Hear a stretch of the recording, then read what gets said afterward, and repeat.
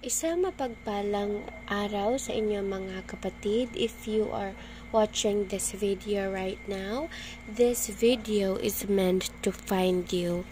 Lalo na kung napanood mo to ngayong bago mag-Abril 12 at 13 or April 12 and April 13. Dahil today ay tinatawag po natin na pink moon. So, ano ba ang meron sa pink moon? So, this is a type of portal, mga kapatid, kung saan malakas tayong mag-manifest. So, naka-open po ngayon ang manifestation portal. Kaya kung ikaw ay may mga ganitong stones or crystals, katulad ko, this is the perfect time para po kayo ay mag-recharge. Okay? So, paano gagawin?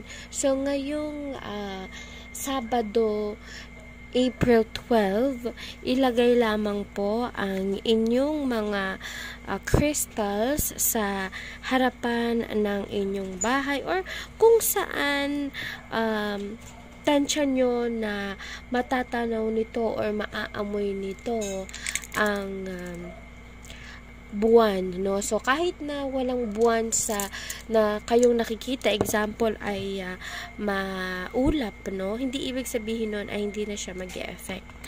So, ngayon po ay April 12 and April 13, importante na i-recharge nyo po ang mga crystals na mayroon kayo.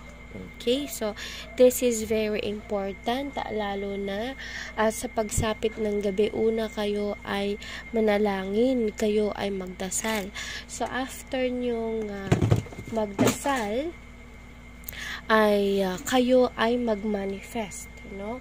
So, the perfect time to manifest is 6 p.m. to 3 a.m. Or, pwede rin namang 6 p.m. to 6 a.m. po ng April 13. Okay? Or, until 5 basta 5 a.m. basta alam nyo po na may buwan. Okay? So, this is a pink moon na tinatawag. Kaya naman, ngayon pa lang, sabay-sabay na tayong mag-manifest at mag-join sa aking live. Tandaan, hindi po nagpapabayad si Queen Empress. All guidance are free. Nagla-live po tayo 8 p.m. to 12 midnight, Mondays to Fridays. Pag naman po Saturday and Sunday, 8 p.m. to 3 a.m. So, ngayon, mas maaga po ako magla-live dahil tutulungan ko kayo lahat na mag-manifest. Importante ang manifestation today because there is an open portal today.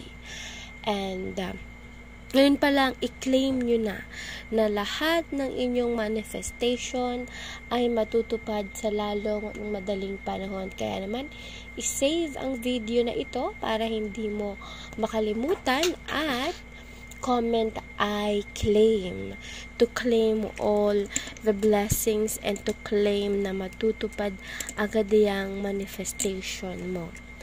At maraming salamat mga kapatid. Stay blessed.